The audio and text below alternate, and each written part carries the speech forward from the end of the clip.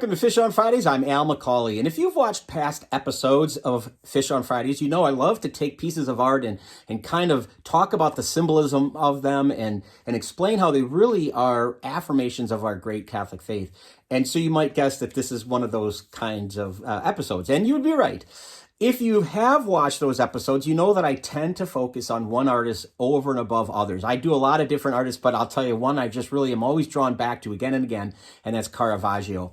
And this is, again, going to be one of his great works called The Calling of St. Matthew. And he painted this in the year 1600. And it's just a wonderful piece that really dramatizes that moment that we hear about in Matthew's Gospel, chapter 9, verse 9, when Jesus walks past the customs post, the tax collector's booth, and he calls Matthew and he says, "Follow me."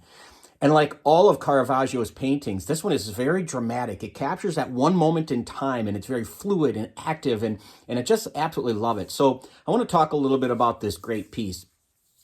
First and foremost, toward the top, you'll notice that there's a glassless window. And if you look closely, you'll see that there is the cross in it, as if to tell us, pay attention, this is a Christian event here. This is something to do with Christ that's happening in this painting.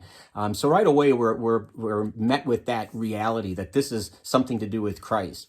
You'll notice that Jesus is off to the far right. As you look at the painting, you can tell he's got a halo over his head, and he's kind of looks like he's lurking in the shadows, you know. But what's fascinating about that, I look at that and I wonder, isn't that kind of like our callings, our vocations? You know, God those callings that God gives us in our lives, they sometimes are in the shadows. They're not always easily discernible or identifiable, and it takes some praying and discernment to really shed some light on them, if you will. So I think that's interesting to think about that. As you look at the painting to the right, Jesus is standing with Peter. And Peter his back is to us a little bit. Peter, we consider in our Catholic tradition to be the first pope. Now, another name for pope is pontiff, which means bridge. And it's Latin for bridge. And it's interesting that the pope is the bridge between God and the faithful. And in this case, Caravaggio paints Peter between Jesus and the other five figures in the painting, as if he is the bridge between Jesus and the faithful.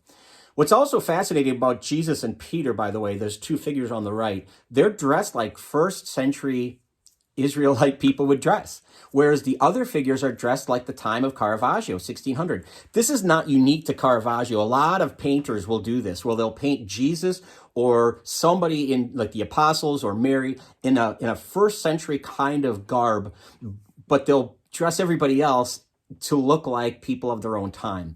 And it's just that idea that Jesus is for all times, in all places, and all people, and not just for a specific group or for at a specific time in history, but Jesus transcends history. And so that's what Caravaggio is trying to paint here. If you look at Jesus's hand, he's pointing to Matthew, but it looks almost like a weird point. It's not like a direct, convincing point. But his hand should look familiar to you if you are familiar with the works of another artist who lived 150-ish years before Caravaggio, named Michelangelo. And in one of the great works of Michelangelo, the Sistine Chapel, in the centerpiece, you see up top in the ceiling of the Sistine Chapel, you see the creation of Adam, and the hands of God and Adam. The fingers are touching, just about to touch, and what's fascinating about that is Caravaggio, in an homage to Michelangelo, painted Jesus's hand to represent or to mimic, if you will, the hand of Adam.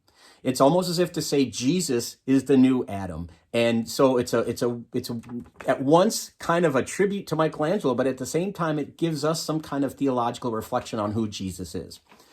Now let's shift our attention to the left side of the painting. As you look at it again, you're going to see five figures, and Matthew is in the middle. And you can see he's kind of gesturing to himself like, who, me? Are you talking to me? And again, that goes back to the kind of the hidden or uncertain nature of the callings that we have in our lives from God, perhaps. But on either side of Matthew, there's four figures, two on each side. And the two on the far left are busily counting money. They're oblivious to everybody else in the room. The two on the right of Matthew, as we look at it, are turned away from the table and their work to pay attention to what Jesus is doing, and Peter. And so it's interesting how Matthew is positioned between these two realities that we find ourselves in, just like Matthew did, I'm sure. We have on one hand our worldly affairs, those things that we've got to pay attention to, the bills we have to pay, the work we have to do, the family struggles and goings on that we have to tend to. But on the other side, there's that spiritual nature that draws us to Christ, that wants us to have us look to God to answer those philosophical questions. Why am I here? Is there a God? What is God?